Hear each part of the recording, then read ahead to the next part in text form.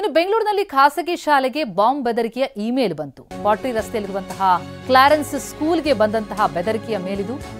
ನಿಮ್ಮ ಸ್ಕೂಲ್ನಲ್ಲಿ ಬಾಂಬ್ ಇಟ್ಟಿದ್ದೀವಿ ಅಂತ ಇಮೇಲ್ ಕೊಟ್ಟಿದ್ದಾರೆ. ಖಾಸಗಿ ಶಾಲೆಯ ಇಮೇಲ್ ಐಡಿಗೆ ಬೆದರಿಕೆ ಸಂದೇಶ ಬಂದಿದೆ. ಕೂಡಲೇ ಪೊಲೀಸರಿಗೆ ಮಾಹಿತಿ ಕೊಟ್ಟಿದೆ ಆಡಳಿತ ಮಂಡಳಿ. ಪುಲಕೇಶಿ ನಗರ ಪೊಲೀಸರು ಶ್ವಾನ ದಳ ಭೇಟಿ ಕೊಟ್ಟು ಶಾಲೆಯಲ್ಲಿ ಪರಿಶೀಲನೆಯನ್ನು ನಡೆಸಿದ್ದಾರೆ. ಮತ್ತೆ ಶಾಲೆಗಳಿಗೆ ಈ ರೀತಿ ಬೆದರಿಕೆಯ ಮೇಲ್ಗಳು ಬರುವಂತಹ ಸುದ್ದಿಗಳು ಬರ್ತಾ ಇದೆ. ನಿಮ್ಮ ಸ್ಕೂಲ್ನಲ್ಲಿ ಬಾಂಬ್ ಇಟ್ಟಿದ್ದೀವಿ ಅಂತ ಹೇಳಿ ಇಮೇಲ್ ಹಾಕಿದ್ದಾರೆ. ಪಾಟ್ರಿ ರೋಡ್ನಲ್ಲಿರುವಂತಹ ಕ್ಲಾರೆನ್ಸ್ ಸ್ಕೂಲ್ಗೆ ಬಂದಂತಹ ಬೆದರಿಕೆ ಮೇಲಿದು. ಬೆಂಗಳೂರಿನಲ್ಲಿರುವ ಖಾಸಗಿ ಶಾಲೆ. ತಕ್ಷಣವೇ ಶಾಲೆಯ ಆಡಳಿತ ಮಂಡಳಿ ಪೊಲೀಸರಿಗೆ ಮಾಹಿತಿಯನ್ನು ತಿಳಿಸಿದ್ದಾರೆ.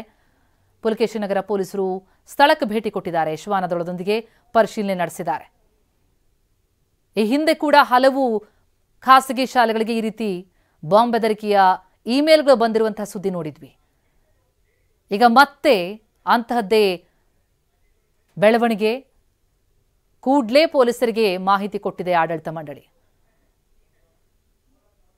ಪುಲಕೇಶಿ ನಗರ ಪೊಲೀಸರು ಸ್ಥಳಕ್ಕೆ ಭೇಟಿ ಕೊಟ್ಟಿದ್ದಾರೆ.